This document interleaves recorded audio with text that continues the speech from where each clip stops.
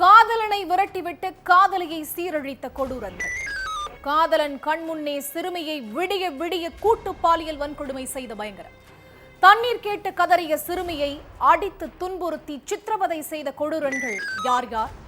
இருட்டுக்குள் இழிவேலையில் ஈடுபட்ட காட்டு மிராண்டிகள் சிக்கியது எப்படி? பின்னணி என்ன?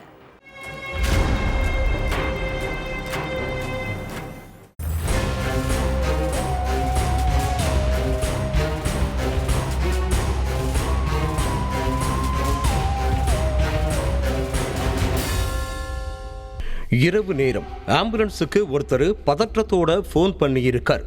சார், புவனேஸ்வர்ல ஒரு சிறுமி கை கால்கள் கட்டப்பட்டு இரத்த காயங்களோட மயங்கி கிடக்கிறதாகவும் பக்கத்திலேயே இளைஞர் ஒருத்தர் மரத்துல கட்டப்பட்டு இருக்கிறதாகவும் சொல்லி இருக்கார். அடுத்த சில நொடிகளிலேயே அங்க ஆம்புலன்ஸ் வந்திருக்கு.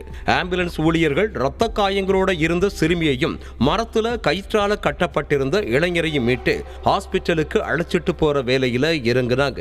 அப்போ சிறுமியோட ட்ரெஸ் எல்லாம் கிழிஞ்சு இருக்கிறத கவனிச்ச ஆம்புலன்ஸ் ஊழியர்கள் இங்க ஏதோ தப்பா நடந்திருக்குன்னு போலீஸுக்கு தகவல் கொடுத்திருக்காங்க. விஷயம் தெரிஞ்சு சம்பவ இடத்துக்கு வந்த போலீஸ்காரங்க மயக்கத்துல இருந்த 2 பேரையும் ஹாஸ்பிட்டலுக்கு அனுப்பி வச்சிருக்காங்க.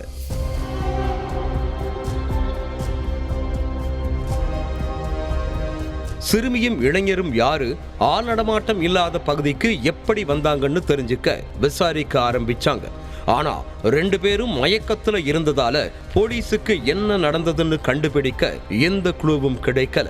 அதுக்கப்புறம் 1 மணி நேரத்துக்கு பிறகு மயக்கத்துல இருந்து கண்முழிச்ச இளைஞர்கிட்ட விசாரிச்சிருக்காங்க போலீஸ்.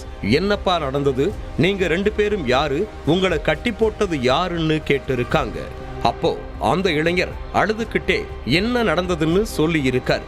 என்ன மரத்துல கட்டி போட்டு தன்னோட காதலியோட கை கால்களை கட்டி போட்டு என் கண் முன்னாடியே 3 பேரு மாறி மாறி பாலியல் வன்கொடுமை செஞ்சுட்டாங்க சார்னு கதறி இருக்காரு. ஒடிசா மாநிலம் புவனேஸ்வரை சேர்ந்த 20 வயசு இளைஞரும் 17 வயசான சிறுமியும் சாலையோரத்தில் நின்று பேசிட்டு இருந்திருக்காங்க. அப்போ அங்க வந்த 2 இளைஞர்கள் பேசிக்கிட்டு இருந்த காதலர்களை சரமாரியா தாக்கி இருக்காங்க. அதிலும் குறிப்பா காதலனை சகட்டு மேனிக்கு அடிச்சு உதைச்சு காயப்படுத்தி இருக்காங்க. அங்க இருந்த சிறுமியோட கை கால்களை கயிற்றால கட்டி பாலியல் வன்கொடுமை செஞ்சிருக்காங்க.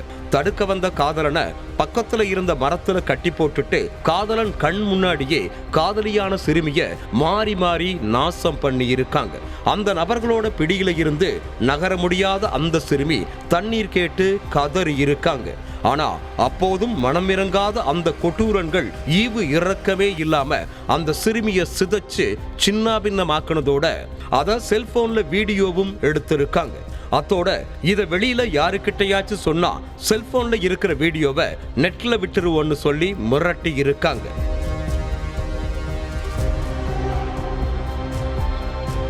காதலியை அனுபவிச்ச கொடுமையை பார்த்து தாங்க முடியாம இளைஞர் கத்தி கூச்சல் போட அவரை கட்டையால சரமாரியா அடிச்சிருக்காங்க. இரவு நேரங்கிறதால இளைஞரோட குரல் யாருக்குமே கேட்கல. விடிய விடிய சிறுமிய சீரழிச்ச 3 பேரும் தங்களோட இச்சை தீர்ந்ததும் அங்கிருந்து எஸ்கேப் ஆகி இருக்காங்க. இளைஞரோட வாக்குமூலத்தை அடிப்படையா வச்சு சம்பவம் நடந்த சரௌண்டிங்ல உள்ள எல்லா சிசிடிவி கேமராக்களையும் அலசி ஆராய்ஞ்ச போலீஸ் இளைஞர் சொன்ன அங்க அடையாளங்களை வச்சு தேடுதல் வேட்டையில ஈடுபட்டாங்க. அதுல சிறுமிய நாசம் பண்ணிட்டு சர்வசாதாரணமா தெருவுல நடமாடிட்டு இருந்த 3 பேரை தட்டி தூக்குன போலீஸ் ஸ்டேஷனுக்கு அழைச்சிட்டு வந்து விசாரிச்சிருக்காங்க.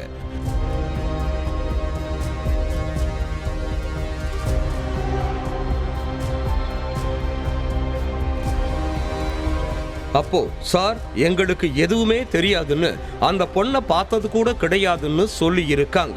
3 கொடூரன்களும் அடுக்கடுக்கா பொய் சொல்றத பார்த்து டென்ஷனான போலீஸ்காரங்க அவங்க பாணியில விசாரிச்சிருக்காங்க. காவல்துறையினரோட அடிய தாங்க முடியாத அந்த கொடூரன்கள் சிறுமியை நாங்க தான் பாலியல் வன்கொடுமை பண்ணோம்னு வாக்குமூலம் கொடுத்திருக்காங்க. அந்த வாக்குமூலத்தின் அடிப்படையில 3 பேர் மேலையும் வழக்கு பதிவு பண்ண போலீஸ்காரங்க அவங்கள அரெஸ்ட் பண்ணி சிறையில தள்ளி இருக்காங்க. அதே நேரம் இந்த கொடூர சம்பவத்துல வேற யாருக்காவது தொடர்பு இருக்கான்னு தெரிஞ்சுக்க தீவிர விசாரணையில ஈடுபட்டு இருக்காங்க காவல்துறையினர்.